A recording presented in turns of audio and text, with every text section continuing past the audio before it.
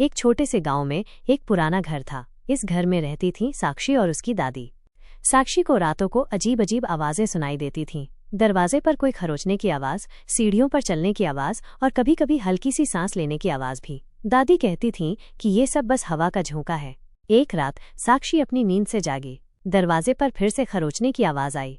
साक्षी डर के मारे अपनी दादी के कमरे में गई। दादी सो रही थीं। साक्षी ने दादी को जगाया और उन्हें सब बताया। दादी ने साक्षी को शांत किया और कहा कि वो सब ठीक है। लेकिन अगली रात आवाजें और भी जोर से आईं। इस बार साक्षी ने दरवाज़ा खोलने की हिम्मत की। दरवाजे के पीछे कुछ नहीं था। साक्षी ने सोचा कि शायद वो सब कुछ अपनी कल्पना कर रही है। लेकिन अगली रात जब साक्षी सो रही थी तो उसने महसूस किया कि कोई उसके बिस्तर के किनारे खड़ा है। साक्षी की आंखें खुल गईं, लेकिन कमरे में अंधेरा था। साक्षी ने धीरे से अपनी आंखें खोली और देखा कि एक साया उसके बिस्तर के किनारे खड़ा है। साक्षी चिल्ला उठी। दादी दौड़ती हुई आई। दादी ने साक्षी को अपने गले से लगा लिया। दादी ने कहा कि वो सब ठीक है, लेकिन साक्षी को पता था कि कुछ ठीक नहीं है। अगले दिन साक्षी ने गांव के पुराने व्यक्ति से इस बारे में पूछा। पुराने व्यक्ति ने बताया कि इस घर में पहले एक परिवार रहता था। उस परिवार की एक बेटी थी जो बहुत बीमार थी। वो बेटी इसी कमरे में सोती थी। वो बेटी कभी ठीक नहीं हुई और उसकी मौत हो गई।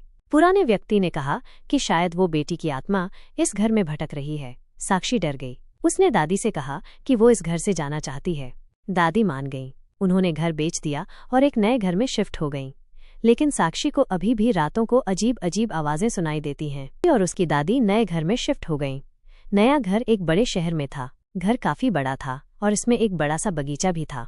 साक्षी को उम्मीद थी कि इस नए घर में उसे वो अजीब अजीब आवाजें नहीं सुनाई देंगी, लेकिन साक्षी गलत थी। कुछ दिनों बाद ही साक्षी को रातों को फिर से वही अजीब अजीब आवाजें सुनाई देने लगीं। इस बार आवाजें थोड़ी अलग थीं। ये आवाजें बगीचे से आ रही थीं। एक रात साक्षी अपनी नींद से जागी और बगीचे की तरफ खिड़की से झांकने लगी। चांदनी रात थी और बगीचे में एक पेड़ के नीचे कोई खड़ा था। साक्षी ने ध्यान से देखा तो उसे लगा कि वो एक बच्ची है। वो बच्ची सफेद कपड़े पहने हुए थी और उसके बाल बिखरे हुए थे।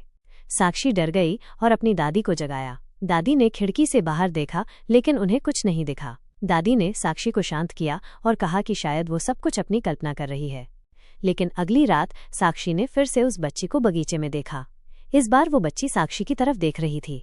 साक्षी चिल्ला उठी और अपने कमरे में दौड़ गई। दादी बहुत परेशान हो गईं। उन्होंने एक पंडित को बुलाया। पंडित ने घर की पूजा की और कुछ मंत्र पढ़े, लेकिन कुछ भी काम नहीं आया।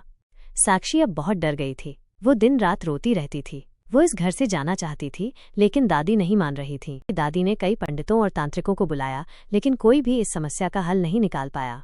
घर का माहौल बहुत डरावना हो गया था। हर रात वो बच्ची बगीचे में दिखाई देती और साक्षी को डराती। एक दिन साक्षी ने बगीचे में घूमते हुए एक पुरानी किताब पाई। यह किताब उनके घर के पिछले मालिक की थी। किताब में बगीचे के बारे में कुछ अजीब बातें लिखी हुई थीं। किताब के अनुसार इस बगीचे में एक प्राचीन पेड़ था और इस पेड़ के नीचे एक खजाना छुपा हुआ था। साक्षी को लगा कि शायद वो बच्ची इस खजाने की रक्षा कर रही है। उसने अपनी दादी को इस बारे में बताया। दादी ने कहा कि उन्हें इस बारे में कुछ नहीं पता था। साक्षी ने फैसला किया कि उसे खुद इस रहस्य को सुलझाना होगा। उसने उस पुरानी किताब को ध्यान से पढ़ा और उसमें लिखे निर्देशों का पालन करना शुरू किया। कई दिनों की खोज के बाद साक्षी को बगीचे में एक गुप्त रास्ता मिला। वो गुप्त रास्ता उस प्राचीन पेड़ के नीचे जाता था। साक्षी ने हिम्मत करके उस गुप्त रास्ते में प्रवेश किया। साक्षी ने सावधानी से गुप्त रास्ते में प्रवेश किया। रास्ता काफी लंबा और अंधेरा था। साक्षी ने अपनी मोबाइल फोन की टॉर्च जला ली। जैसे जैसे वो आगे बढ़ रही थी, उसे लग रहा था कि कोई उसका पीछा कर रहा है। अंत में वो एक बड़े से कमरे में पहुंची। कमरे के बीच में एक बड़ा सा ताबूत रखा हुआ था। ताबूत के ऊपर एक चमकदार पत्थर रखा हुआ था। साक्षी को लगा कि यही वो खजाना है जिसकी वो तलाश कर रही थी। तभी वो बच्ची कमरे में आ गई। बच्ची ने साक्षी को देखा और मुस्कुराई। बच्ची ने कहा, तुम आ गई।